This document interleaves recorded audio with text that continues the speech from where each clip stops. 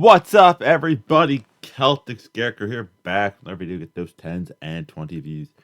Um, Crazy week in football. Like, some things I kind of saw coming, some things I didn't. Bill Belichick leaving the Patriots.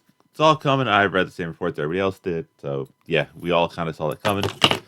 Uh, Bastard cost me a Super Bowl. Panther fan, you know what I'm talking about. Pete Carroll stepping down in Seattle. Did not see that coming. Nick Saban stepping down from Bama. Did not see that coming. Vrabel getting fired from Tennessee. Did not see that coming.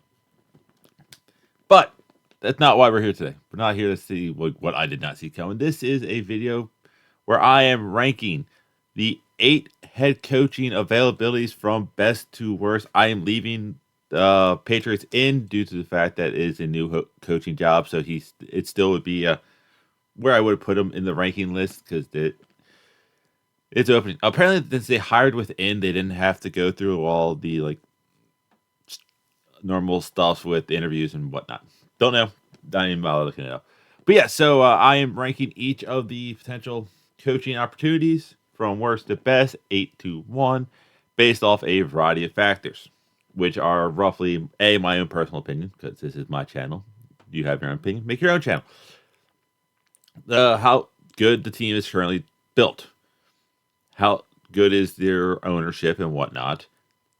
How do they own their stadium or the state of their stadium? How good their division is? How good is the state itself? You know, crime, taxes, whatnot.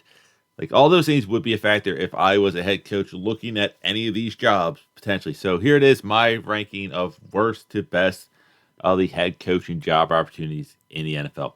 Coming in at number 8, the worst job opportunity is Washington. Yeah, I hate to say it, but Washington, you have a stadium that's fallen apart. You need a new stadium. That's something factor. Uh, Everything I heard, DC is not the safest place to live, and according to USFacts.org, it is the third highest income bracket state slash district. It's a district, but yeah, also, Virginia is also Maryland second on the list. Virginia is also on this list. So yeah, so regardless of where the stadium is, the coach is going to get taxed out the ass. Not really the safest place to live, and the stadium's falling apart. You're also dealing with the Eagles, who should be good for the next 5-ish years, depending on the state of the team. Cowboys, who somehow always are good, and the Giants, who go from bad to good relatively quickly. So yeah, you're in a tough division. You have a bad stadium, and you're going to get taxed out the ass. And you're unsure of your quarterback. So, yeah, there's that. That's why Washington is number 8. Coming in at number 7 is the New England Patriots. Yeah, New England, you're going in at number 7. Main reasons are A, high taxes. Massachusetts is what? 1, 2, 3, fifth on list on highest state income taxes. You're in a extremely tough division. The Bills are a Super Bowl team potentially this year. The Dolphins are a Super Bowl team potentially this year. The Jets are the Jets. So they're either going to be really great or they're going to be god awful. There is no real in between. I haven't seen a Met Jet team in my lifetime. But and you kind of need a quarterback. This is a deep quarterback class, so I do think you could get one. So yeah, and the biggest factor why I have this at 7 and not 5 is Bill Belichick. The man was coach and GM. All right, still have this cough.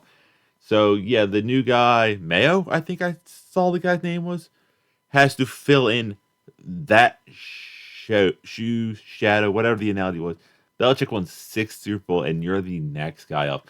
It's pretty much the same factor of the quarterback who followed Tom Brady. Yet, regardless, you're going to have a tough time because you are following a legend. Coming in at number 6, it's the LA Chargers. Yeah, Chargers, you have a lot of negative factors to you. You're in the state of California, which has extremely high crime. I don't care if it's crime rate lies, but I see videos daily. LA is just not a great area. Extremely high taxes.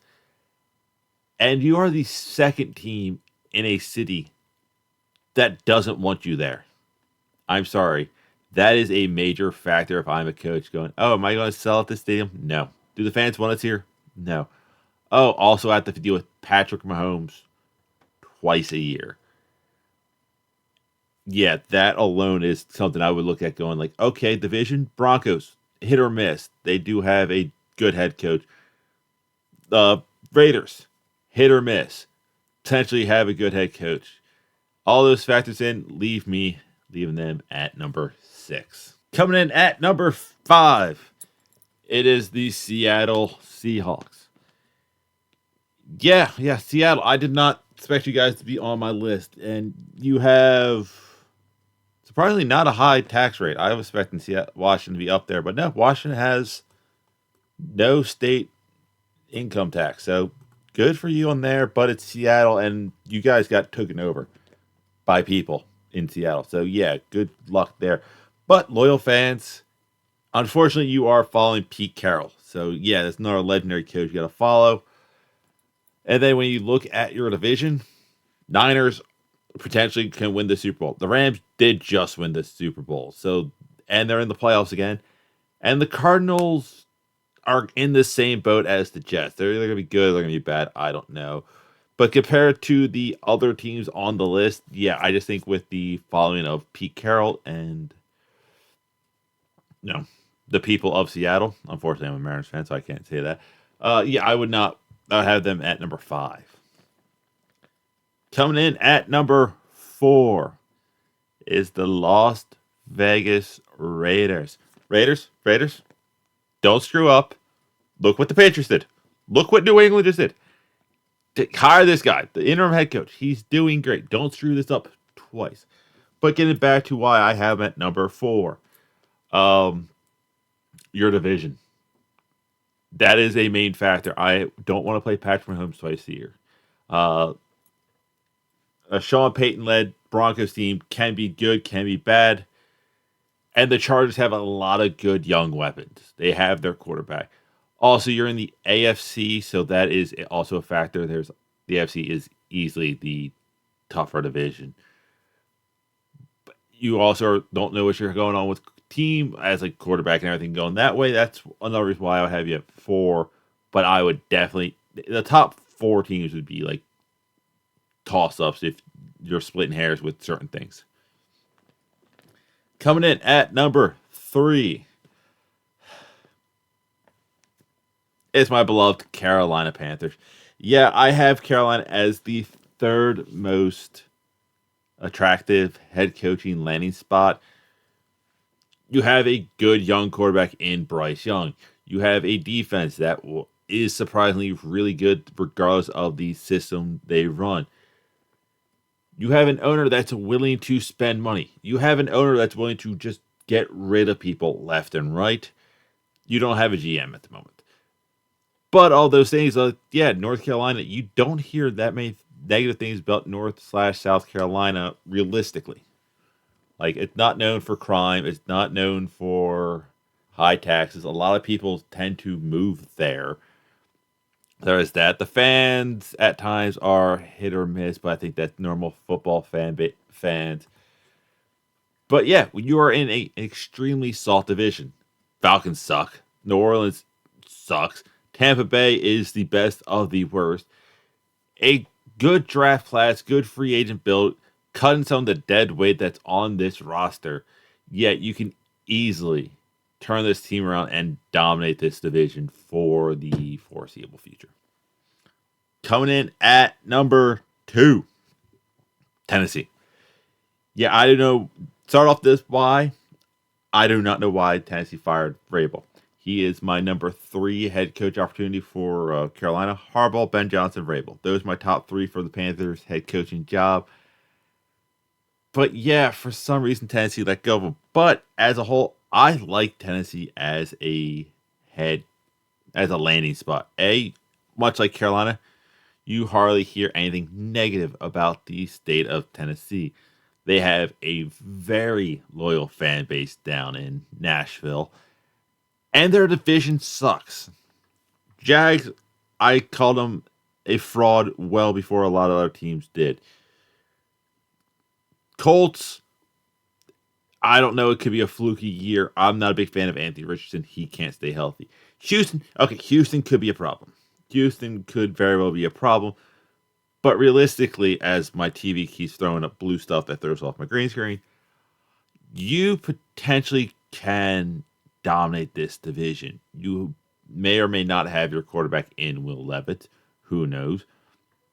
Yeah, you're losing a veteran running back in Derrick Henry. But this team isn't god awful. You have a lot of opportunities to get better. And if you can get better within like a year or two span, you could really compete for this division. And very shocking to some, not others, my number one best coaching spot, opportunity, landing spot, whatever, is Atlanta. Yeah, I hear very little negativity about Georgia. Atlanta has like rough patches, but other than that, no.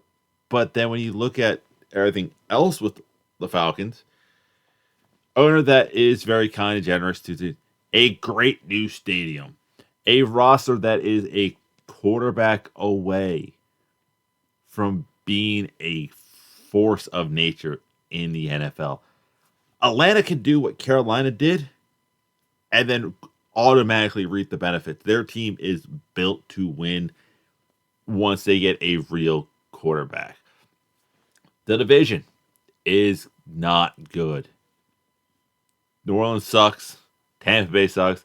Carolina currently sucks.